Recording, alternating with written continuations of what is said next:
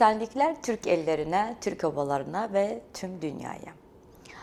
Bugün programımızda kitapları diller ezberi olan, üniversitelerde okutulan, halk bilim alanının duayen hocalarından olan Profesör Doktor Füzuli Bayat. Öncelikle ben kendisine çok teşekkür etmek istiyorum. Beni kırmadı, davetimi kabul etti ve bugün bizi değerli bilgileriyle bilgilendireceğiz. Daha sonra bilgilendirecek ve bizlere şeref verecek aynı zamanda. Füzuli Hocam, bizim halk bilim alanında meslektaşlarımız zaten sizi tanıyorlar. Sizin kitaplarınız diller ezberimiz. Kütüphanelerimizde sizin kitaplarınız. Bir de bizim alandan olmayan, dışarıdan olanlar için kendinizi kısa bir tanıtabilir misiniz? Öncelikle hoş bulduk. Bu Tele News'da hoş bulduk ve ben de çok memnunum ki siz beni bu Türk dünyasına hitap eden, Türk dünyasını bir araya getirmeye çalışan, ister kültürel, isterse de biraz mədəni açıdan son derece büyük işler yapmaya gayret gösteren bir televizyona, bir kanala davet etmişsiniz. Çok teşekkür ederim. Ben yani 1958 Azerbaycan doğumluyum. Yabancı diller mezunuyum. Yani esas ihtisasım Fransız İngiliz dilidir.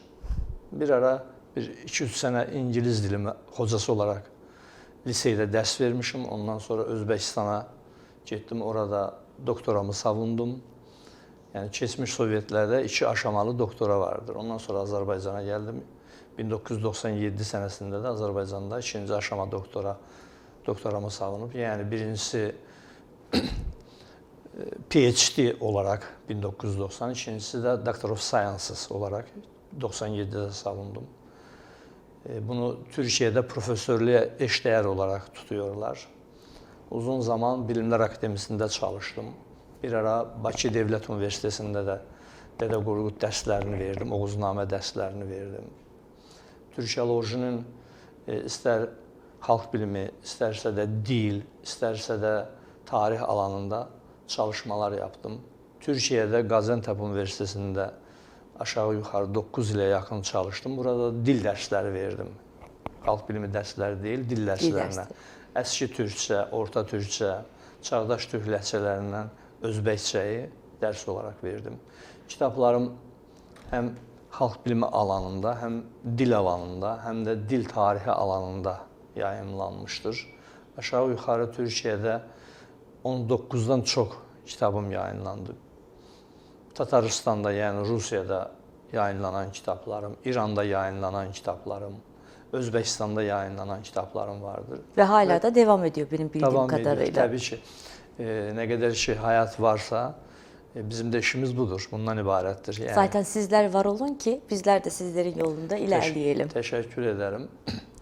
Bilime azıcık katkımız olmuşsa, kimse bizim bu yazdıklarımızdan bir şey öğrenmiştirse ne mutlu bizlere. O zaman azıcık demeyelim, nankörlük olur o. Çok diyelim biz ona, hiç de azıcık değil, inanın ki. İnanın ki hiç de azıcık değil. Bu kadar, yani şu anda da Bilimler Akademisi'nin Folklor Enstitüsü var. Orada bölüm başkanı olarak çalışıyorum. Halen de ayaktayız.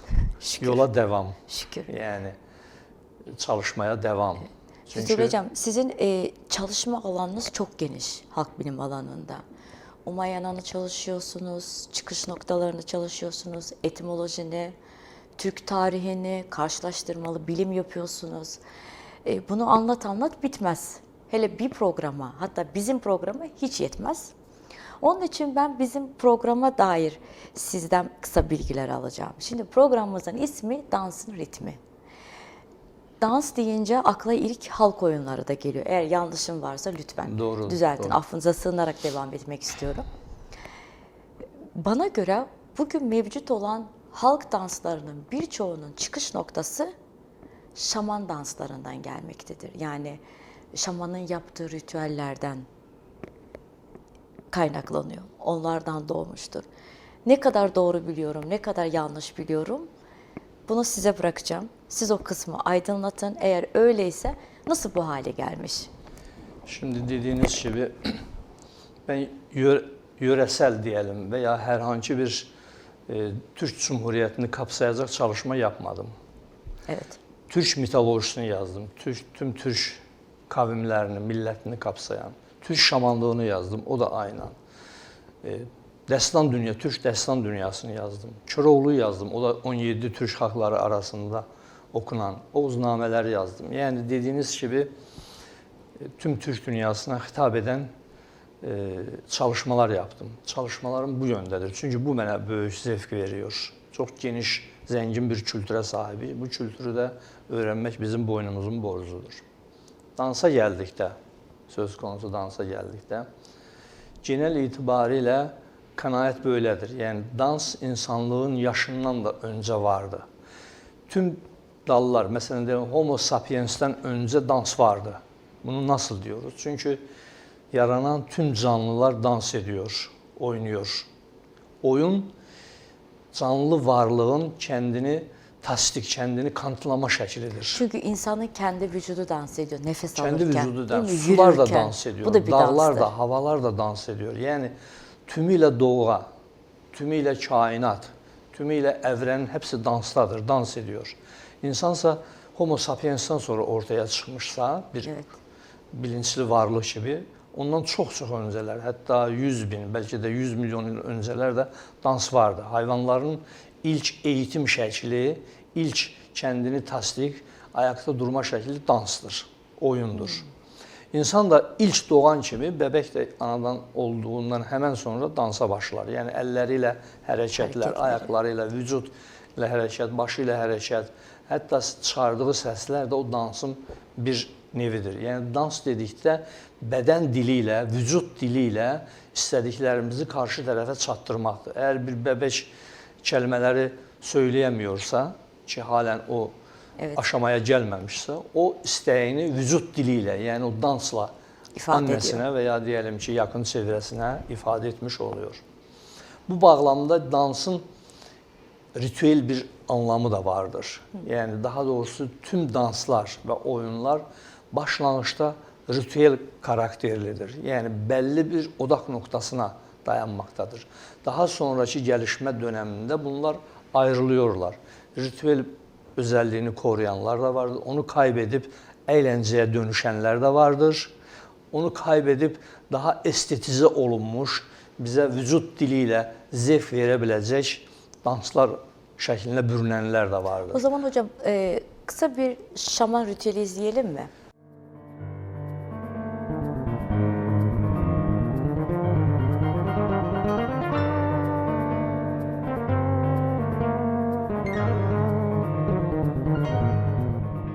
Bu ritüel bağlamını koruyan ve aynı zamanda bugüne kadar taşıyan dansların başta geleni şaman danslarıdır. Şaman zaten hem bu dünya hem öteki dünya dediğimiz, yani başka bir evrenle bir iletişim kurmağın tek şeklini dansta görüyor. Çünkü ruhlar, yani başka dünyanın varlıkları, latif varlıkları, bizim göremediğimiz varlıklar şamanı yalnız ve yalnız dansıyla biliyorlar. Şaman dans etməsə bir defasında vecde gelmez, ekstaza gelmez. İkincisi kendi vücudundan ruhunu sıyırıp başka bir dünyaya götüremez. Bu bağlamda şaman dansı ritüelistik danstır. Aynı zamanda bir estetize olunmuş forması da vardır. Mesela davulun eşliğinde veya diyelim bazı xalqlarda gitar, gijak, kopuz eşliğinde, bazı xalqlarda boğazdan çıxarılan səslər veya flüt şeklinde olan her ne olursa Özellikle olsun. Orta Asya Türklerinde çok görüyoruz. Müzik aletleri değişse de şamanın dansının temel amacı değişmez. Bu işte öteki dünya ile kurulan bir iletişim şeklidir. Dansın, ritüel dansların kaynağı şamanlıktan geliyor.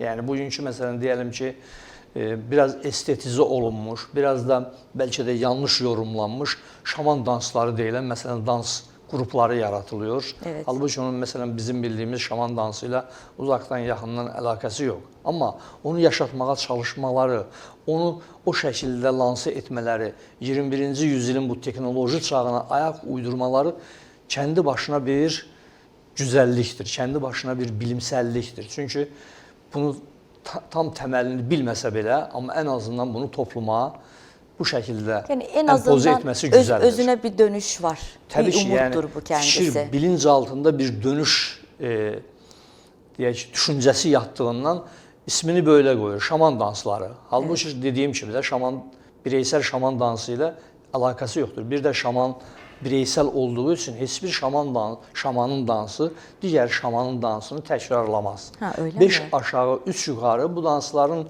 temel amacı belli. Ama mesela diyelim ki aynı kavmin içerisinde aynı kavme mensuplar. Mesela diyelim Telencitler. Telencitlerde iki şaman, Telencit şamanının dansına baksanız birbiriyle benzerliği hemen hemen yok gibidir. Ama amaç birdir. Yani kendini, ruhunu göklere yükseltmek veya yeraltı dünyaya indirerek oradaki varlıklarla iletişime geçmek. O zaman şamanın kendisi mi belirliyor nasıl bir şekilde hareket edeceğini? İşte şamanın dansını belirleyen güc ona telgin olunan ruhi gücdür. Yani Anladım. ruhunun telgin ettiği şekilde her adamın kendine özgü bir ruh dünyası vardır.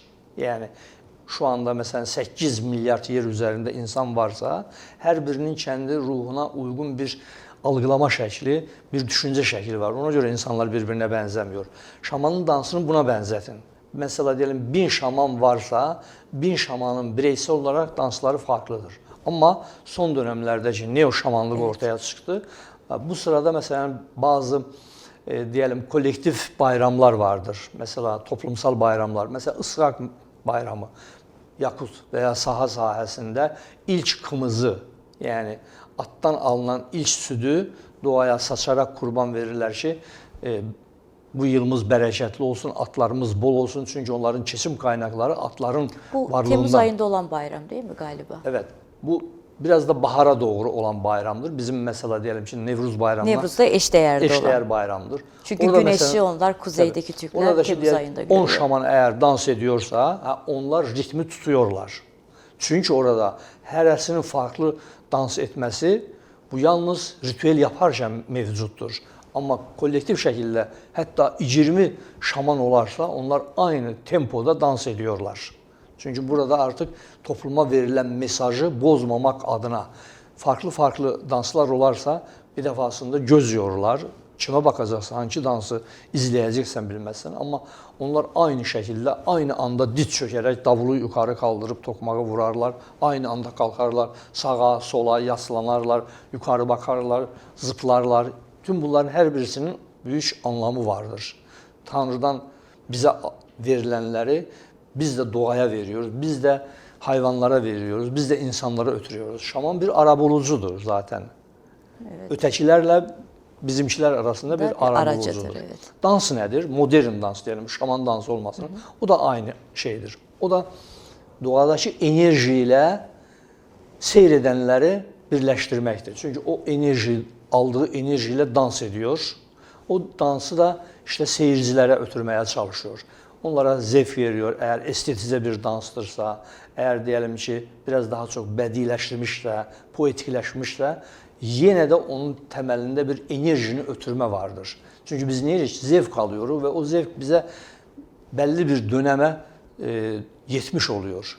Biz ondan sadece bakıp gözlerimiz dinlenmiyor, ruhumuz dinleniyor. En önemlisi budur. Ruhumuzun gıdası nedir? İşte o dediğim ruhu enerjidir. O enerji bize çöküyorsa, o enerji bize ötürülüyorsa biz oradan çok büyük hem zevk alırız hem de ruhen dinlenmiş oluyoruz. Füsun Hocam, şimdi Azerbaycan Türklerinden olduğunuz için bir soru sorayım size. Azerbaycan Türklerine ait halk danslarının hangisinde biz şaman ritüellerini görebiliyoruz? Var mı öyle bir dansımız? En çok ki mesela orada onu yani görüyoruz ama bilinçsiz bir şekilde izliyoruz veya oynuyoruz, yapıyoruz, raks ediyoruz. Modernize olunmuş danslarda bunu mesela diyelim bir qaytağı dansı var Azerbaycan'da. Evet. Mesela onda izlemek mümkün ama biraz daha böyle uzaklaşmış, çok uzaklaşmış. Gaytağı'dan bir parça izleyelim o zaman. Tamam, madem Gaytağı'nı söylüyorsunuzsa ondan bir parça izleyelim, üzerine konuşalım.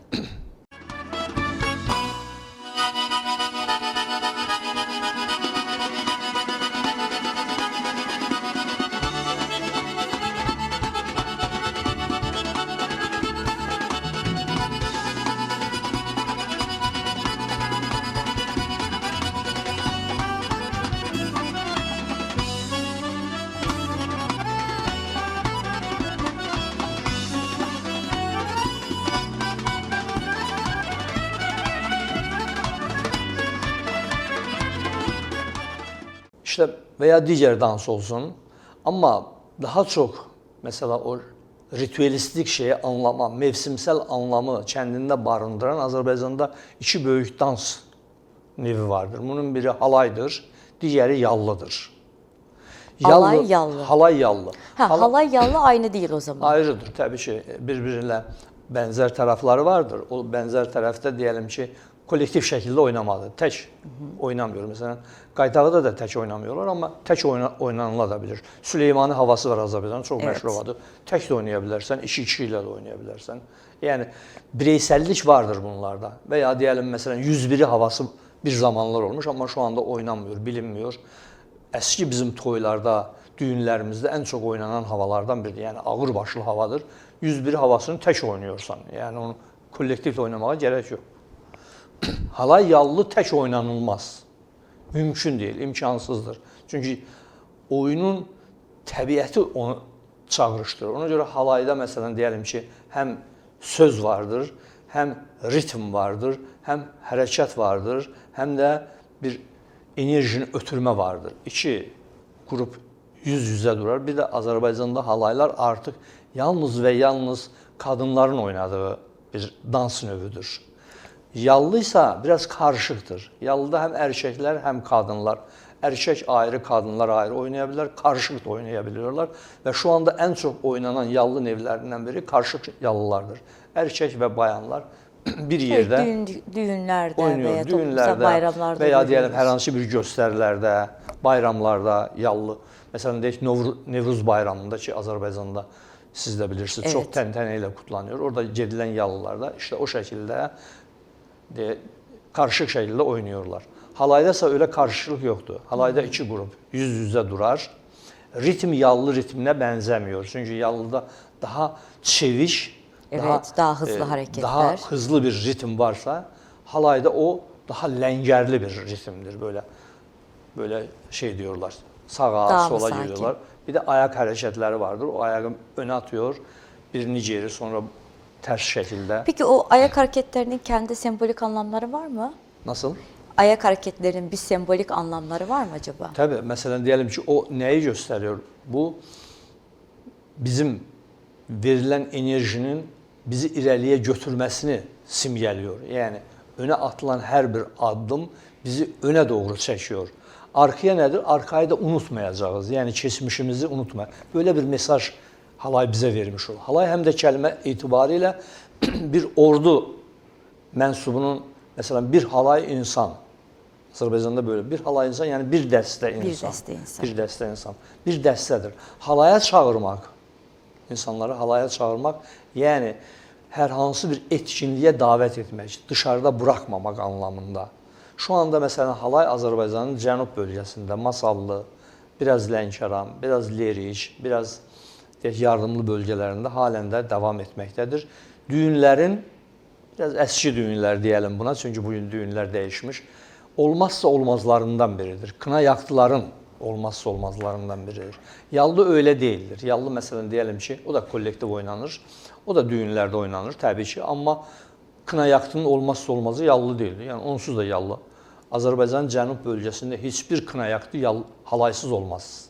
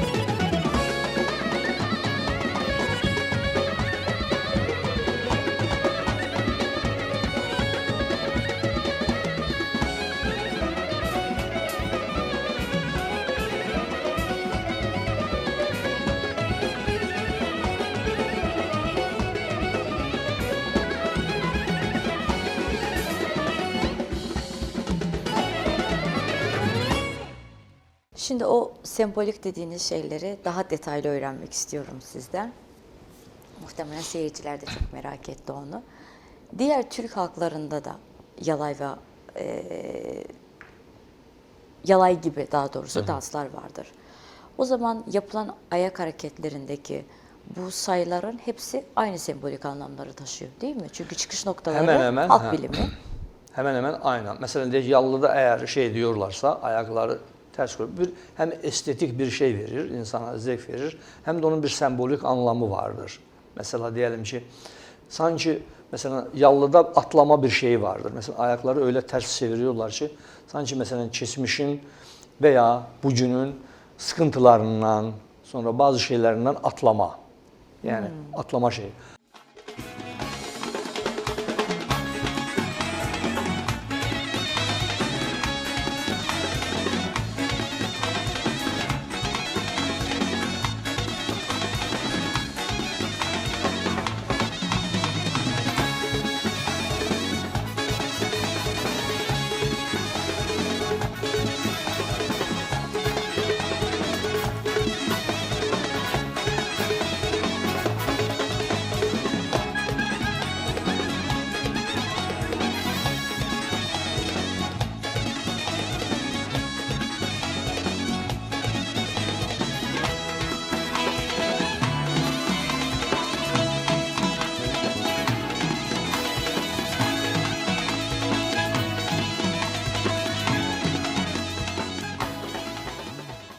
Halay yallıdan daha geniştir. Çünkü Orta Asya'da, mesela bugün Türkistan dediğimiz coğrafyada halay oynanıyor. Halayın en çok oynandığı bölgelerden biri Türkiye'dir, Anadolu'dur. Düğünlerin olmazsa olmazı. Yallıysa daha çok Azerbaycan'la ilgilidir.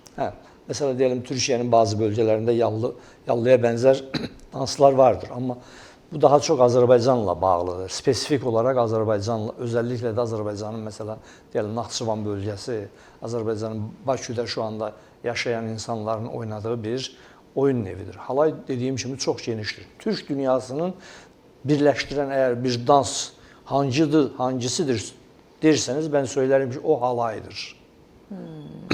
Mesela Süleymanlı yalnız Azerbaycanlılar oynar ve diyelim mesela Harmandalı oyunu vardır. Efe oyun tipine benzer şeydir. Mesela o yalnız Ege bölgesi insanların oynadığı bir oyundur. Veya diyelim mesela çok hızlı oyunlar vardır. Biraz Kafkaz oyunlarına benzer. Türkiye'nin Karadeniz bölgesi, Azerbaycan'ın da daha çok kuzey bölgesinin oynadığı oyunlar. Mesela Lezginka oyunu var biliyorsunuz Azerbaycan'da. Çok hızlı oynanan, hatta parmak üstünde oynanan oyun evidir.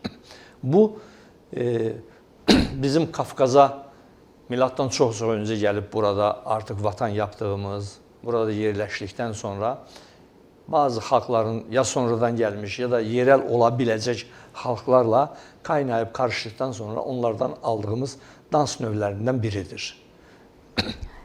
Peki hocam, sizin bize önerebileceğiniz kendi kitaplarınızdan, makalelerinizden var mı ki bu şaman danslarını daha detaylı şekilde sembollerini okuyup öğrenip bilgilenebileceğimiz? Hangi kitabınızı müracaatte bulunalım? Şimdi benim mesela diyelim ki ister ana hatlarıyla Türk şamanlığı, ister neo şamanlık, isterse kadın şamanlık kitaplarında veya İslami şamanlık kitabında şaman danslarıyla bağlı orada bazı şeyler vardır. Çünkü özellikle ana hatları kitabında, ana hatları Türk şamanlığı kitabında şaman dansının, şamanın dünya görüşünün, şamanın algılama sisteminin veya o algılamanın topluma ötürülme formalarından birinin bu dans olduğunu, şaman dansı olduğunu ben orada yazmışım. Ayrıca dansla bağlı Azerbaycan'da yayınlanan mesela bir kitabım var. Şaman dansından ismi böyledir. Semazene.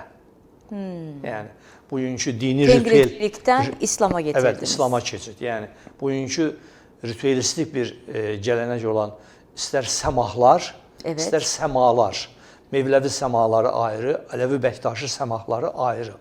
Bunun her ikisinin birbirinden farkları vardır tabii, o ayrı. Ama her ikisinde de ritüelistik bir özellik vardır. Özellikle Alevi Bektaşi semahları daha çok bu şaman danslarını hatırlatmaktadır. Çok böyük ölçüdə. Mevləvilərdə biraz bu daha çox İslamiləşmiş, güclü şəkildə İslamiləşmiş variantdır. Amma Alevi Bektaşilərdə o əski türk gələneğinin korunması, özellikle bu dans dans bağlamında korunması, oyuna baksanız turna məsələn diyelim ki Alevi Bektaşi bu oyunlarından turna dansı, turna səmahı tıpkı şaman danslarına çox bənzəməkdədir. Həm də çox bənzəməkdədir. Amma şamanlıktan İslam'a keçid dönemini yansıtıyor. Tabii üzerine bazı şeyler gelmiştir, bazı şeyler çıkmıştır.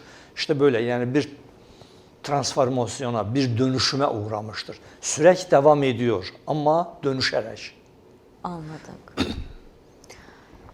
Biz bir programı sığdıramayacağız.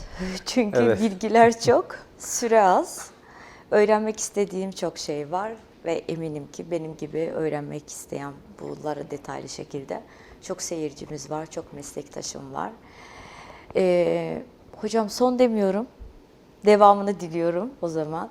Tekrardan İnşallah. size çok teşekkür ederim ama çok Ben teşekkür teşekkür ederim. ederim. Bir minnet borçluyuz ekip olaraktan size. Bizi kırmadınız, geldiniz, şeref verdiniz bize. Öyle.